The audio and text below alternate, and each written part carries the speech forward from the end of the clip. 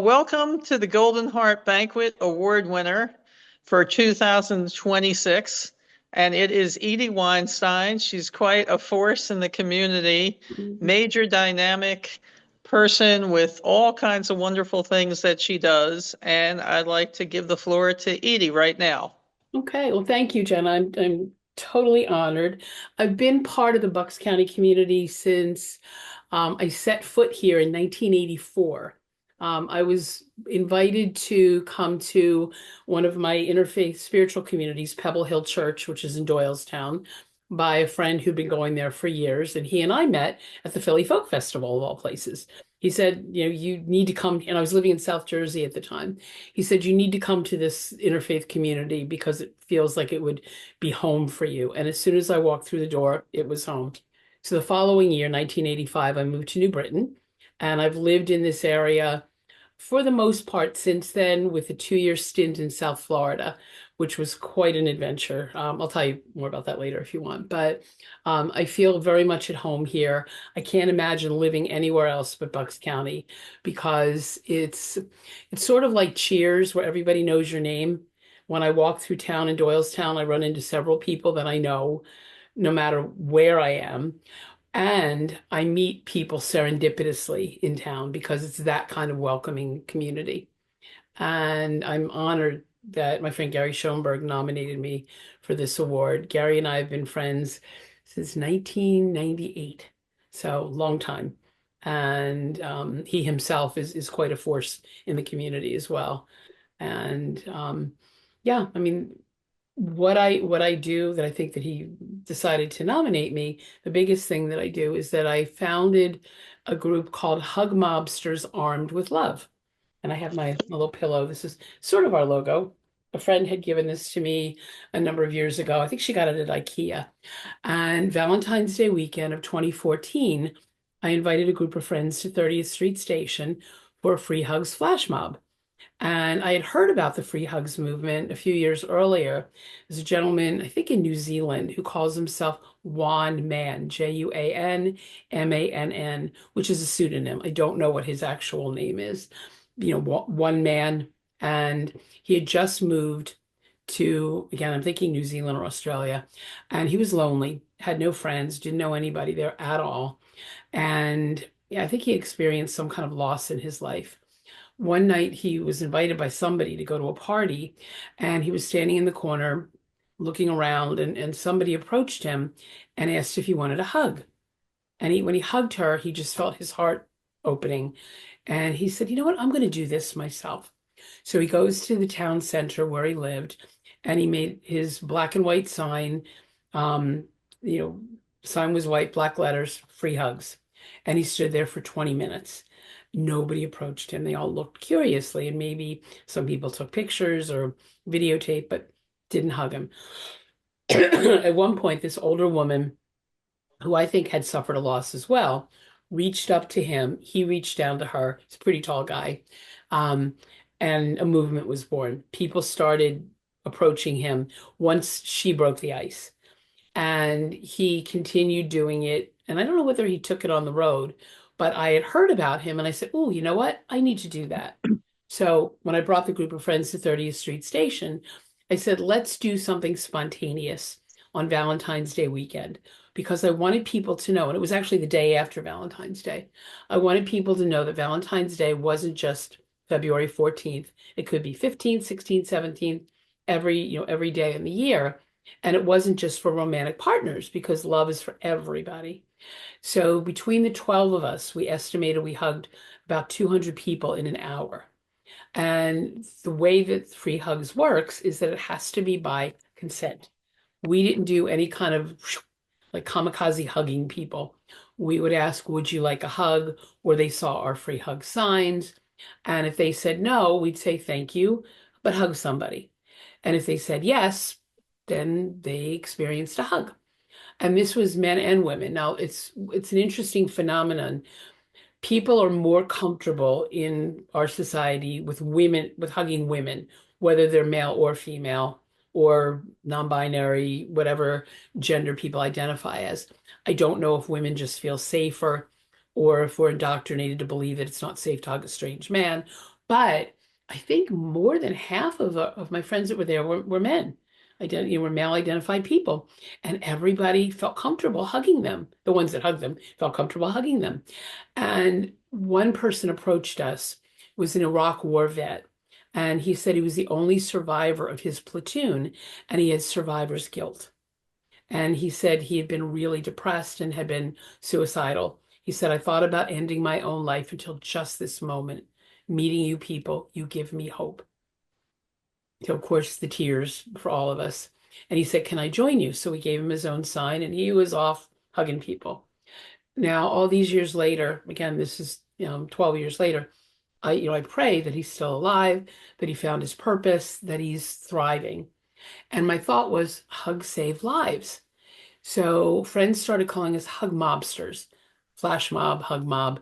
And I thought, ooh, I'm a pacifist. Mobsters doesn't quite ring true for me. So I added the tagline, armed with love. So we are hug mobsters armed with love. 5 months later, on the way home from the gym at the age of 55, I had a heart attack. And as part of my cardiac rehab, I walked through Doylestown and I said, why don't I combine the hugging with the walking? Because hugs Mm. heal our emotional hearts and our physiological hearts as well. There's research that talks about the benefits of physiological benefits of hugging. So sometimes friends joined me. Usually we would start at the corner of State and Main in Doylestown, where Starbucks is, where that corner intersection is. And then sometimes we'd stay there, sometimes we'd ramble off through the streets, stopping in stores, hugging people on the streets. And sometimes I would just do it myself. I would keep my free hug sign in the car. And I said, you know what? I have nothing to do for the next hour. I'm going to go hug some people. And I've hugged people from all over the world, visitors who come to Doylestown. So um, I've had people recognize me. Oh, you're the hug lady, even if they don't know who I am. Or they'll say, oh, I saw you at this festival or that event. And since then, since 2014, I've hugged throughout the United States, in Canada, and then in 2018, I took a trip of a lifetime to Ireland. And I had my free hug sign and hugged people all through Ireland. And it makes a difference. Now, when I said hugs save lives, I had two incidents now that come to mind. One was when I was visiting friends in Portland, Oregon, several years ago, and I had just gotten out of the car. The daughter of my friends was chauffeuring me around. She didn't want to do the hugging thing, but she said, "I'll drive you anywhere you want to go." So I get out of the car, and this man approaches me when he sees my sign, and he's crying, and he says, you have no idea how much I needed this today. A friend of mine just died, and another one killed herself by jumping off a bridge. And we Mm. stood there and cried together. This past weekend, I was doing free mom hugs, which I'll tell you more about as well, at the Doylestown Pride Fest, the block party on State Street. And I got there about 10:30 and I left around 3. So I estimated that I hugged about 150 people in that time Wow. period. So as I was dragging my tired body to the car, this woman approached me and she saw my shirt that said free mom hugs. And she's coming at me like this and crying. And I was hugging her. I said, what's wrong? And she told me about a death in her family and the family crisis and what she was going through as a result of that. And she said the same thing. You have no idea how much I needed this. Now, it occurred to me in both of those occasions, if I had gotten there a minute later or a minute sooner, I would have missed them, unless it was destined to happen no matter what time I got there. And that fills me up when I have experiences like that. And as a They're therapist, so beautiful. thank you. Yeah, I'm also a psychotherapist, licensed social worker. So part of my job is to help, sounds like save lives, but enhance people's lives. And I've had people in my practice who at the end of the session have asked for a hug, and I say, sure, of course. And some of them say this is the only hug I get in my life. And so it's so emotionally, I would say wrenching, combination of heart wrenching and heart opening to be able to. It's such a gift. It's such a wonderful gift that you give Thank and that your team gives thank you. um, to people who really need it. Yeah, thank you. And the truth is, I do too. The pandemic Hmm. was one of the hardest parts of my times in my life because I couldn't hug people. And I remember thinking in the very beginning, March of 2020, what if we can never hug again? And I had two dreams about it. And in the dreams, we were able to hug first back to back and then back to front, like spooning. And I thought, Hmm. okay, how can we human beings be created with skin hunger that's just as important to meet as food hunger because our skin is our single largest organ? How can we be created that way only to have it yanked away from us? So that gave me hope that we'd be able to hug again. So I gradually made my way back into the world. I would do virtual hugs where you would stand there and I would stand here. I'd hug myself, you'd hug yourself. It was like we were hugging each other. And then after I was vaccinated, I'd still wear a mask and I would hug with my head to the side or do a side hug, like an arm hug. And then now it's just full frontal, you know. And I've stayed pretty healthy considering the fact that I hug a lot of people, you know. Well, it's so beautiful, and I'm sure that the energy that you give and that comes back to you is very healing and keeps you healthy. Yeah, absolutely. Yeah, it Yeah, definitely does. And I noticed that when I was walking around, I was getting stiff and sore. I've got, sciatica and stiff knees, and that's why I take them to the gym as often as I can. But I noticed that when I was hugging, I had more stamina, and the pain wasn't as noticeable. I was able to push through the pain. that's Um, beautiful. yeah. God was coming through you, Oh, and thank you. the healing was coming to you. Just wonderful. Thank you. Such a gift. Thank you. The fact that you give so much and you love to do it and you've inspired other people to do it as well. Mhm. It's really phenomenal. Thank you. Um, and I'm so glad that Gary recommended you for this award. You Mhm. are Mhm. 200% deserving. Oh, thank you. Um, Thank you. yeah, no, absolutely. And I'm really happy that I got to meet you. I Thank you. feel Well, like I'm going to know you a long time. thank you. Oh, So thank you. The other thing I want to mention about the free mom hugs, it's not my organization, but I want to give a shout out to Sarah Cunningham, who created free mom hugs. Back, I forget when it was, maybe around the time that I started Hug Mobsters. I have to look up the exact date. Sarah Cunningham is a woman who lives in Oklahoma City, and she was a devout Christian when her son came out to her as a gay man, and that kind of blew her out of the water. And she thought, how can I choose between God and my son? Because I was taught that being gay was a sin, but this is my beloved son. And she went through a dark night of the soul, and she came to the realization that she didn't have to choose.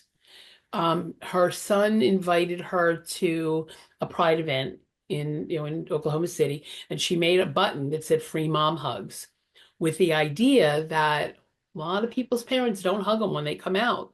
And by the end of the day, she was covered with tears and glitter, as she describes it. And she realized that this was an important service. She left her non-affirming church, got ordained as a minister herself, and marries same-sex couples.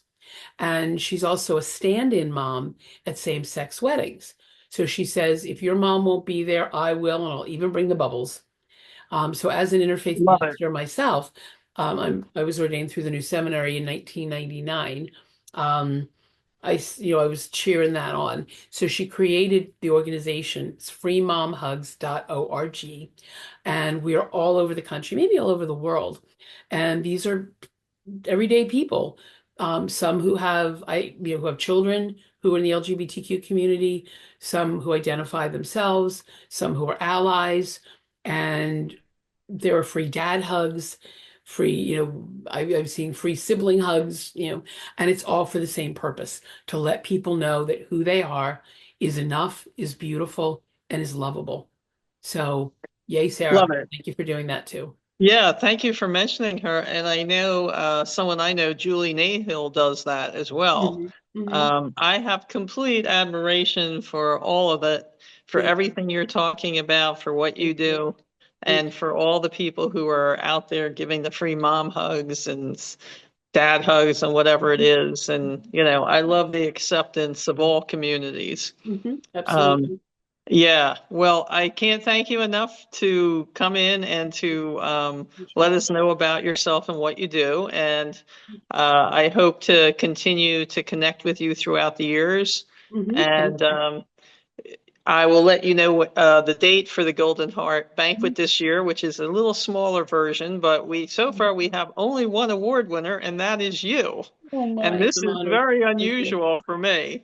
Thank you. Um, but anyway, thank you so much, Edie, and we will look forward to knowing more about you and seeing more about you throughout the years. My pleasure. So Thank you. lots of love, and I guess you might want to do the virtual hug from here. I think we Ready? tried that before.